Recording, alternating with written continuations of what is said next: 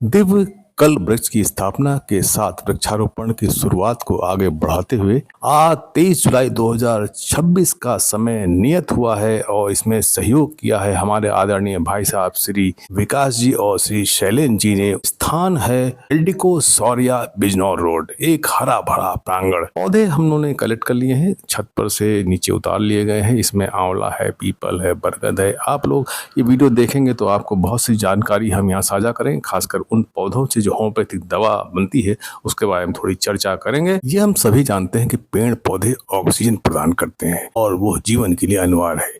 इसके अलावा वे में छाया देते हैं, गर्मी को कम करते हैं, मिट्टी के कटाव से बचाते हैं, जीव जंतुओं के आवास भी हैं। वृक्षारोपण से वातावरण में शुद्धता आती है और प्रदूषण कम होता है। हमने लगभग 40 पौधे अपने इस वाहन में रखने की कोशिश करी है और पूरा डिग्गी भर गया है और अंदर भी भर गया है। अब हम पहुंच गए हैं इस प्रांगण में। ये है एल्डिको सौरिया बिजनौर रोड पर। अंदर चलेंगे तो देखेंगे कि ये बहुत ही हरा भरा है।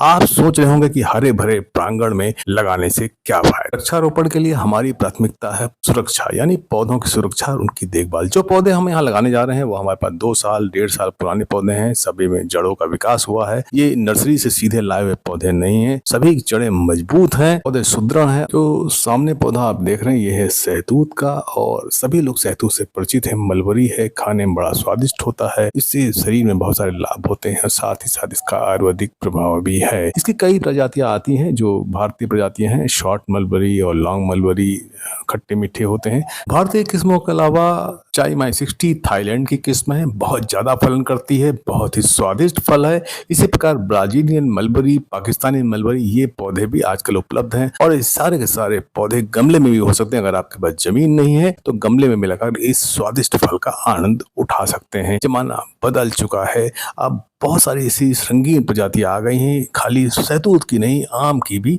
जिससे आप गमले में पौधे लगाकर उन फलों का आनंद उठा सकते हैं। सामने जो लग रहा पौधा यह कनेर का, इसको ओलिंडर ही बोलते हैं। इस पौधे को हम सभी पहचानते हैं और इसके फूल जगह जगह हमको आकर्षित करते हैं। इस कनेर के पौधे से होम्योपैथिक दवा ओलिंडर बनती है और जो त्वचा रोगों में काम आती है। सामने पौधा देख रहे हैं ये है बरगद का। इसको कौन नहीं जानता, विशालकाय बरगद। जी हाँ, बरगद के पेड़ से बनती होम्योपैथिक दवा फिकस बेगालेसिस। ये दवा बरगद के पेड़ की ताजी छाल और पत्तियों से तैयार की जाती है। होम्योपैथिक में इसे अक्सर मदर टिंचर के रूप में उपयोग किया जाता है। बरगद का विशाल वृक्ष कई 100 वर्षों तक जीवित रहता तथा इसमें बहुत सारे पक्षी अपना आवास भी बनाते हैं। प्रथम पौधा जो हमने लगाया था वो था आंवले का पौधा। सभी लोग उससे परिचित है। इस आंवले से बनी हुई मुख्य होम्योपैथिक दवा का नाम है एम्बलिका ऑफिसिनेलिसिस। ये मुख्य रूप से मदर टिंचर के रूप में प्रयुक्त होती है और ये दवा मुख्य रूप से पाचन रोग और प्रतिरोधक क्षमता यानी इम्यूनिटी बढ़ाने और कमजोरी को दूर करने के लिए उपयोग की जाती है।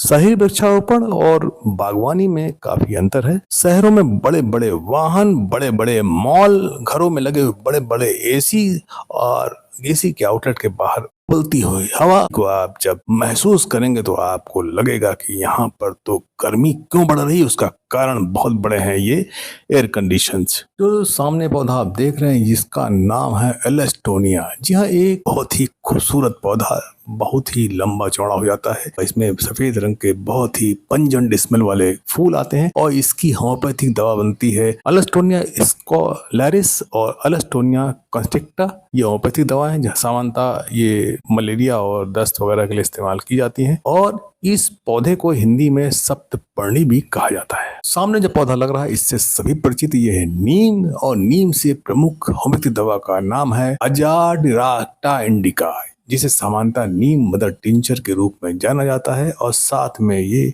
त्वचा रोगों में काम आता है। ये दवा नीम के पेड़ की छाल, ताजी पत्तियों और टहनियों से बनाई जाती है। सामने जो पौधा लग रहा है इसका नाम है पीपल और पीपल के पेड़ की ताजी पत्तियों से बनती होम्योपैथिक दवा फिकस रिलीजियोसा। जी हाँ, मदर टिंचर के रूप में प्रयुक्त होती है। ये शरीर के विभिन्न हिस्सों में होने वाले खून के बहने को रोकने या पेट की समस्याओं के लिए जानी जाती है। आने वाला पौधा दिखाई देगा वो है अंजीर का। अंजीर को मेवे के रूप में भी प्रयोग किया जाता है और साथ में इसको गमले में भी इस्तेमाल कर सकते हैं।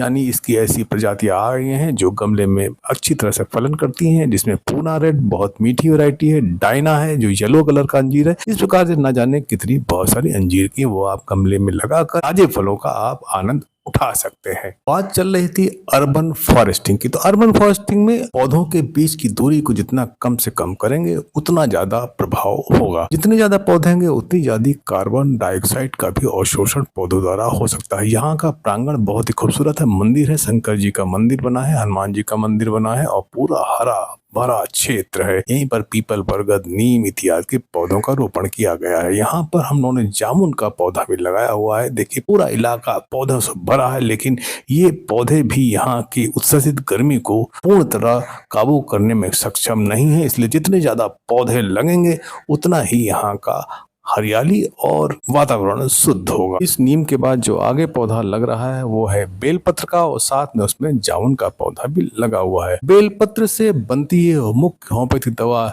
एजल फोलिया, और ये एक सामान्यतः ताजी पत्तियों और फल के गूदों से मदर टिंचर तैयार किया जाता है।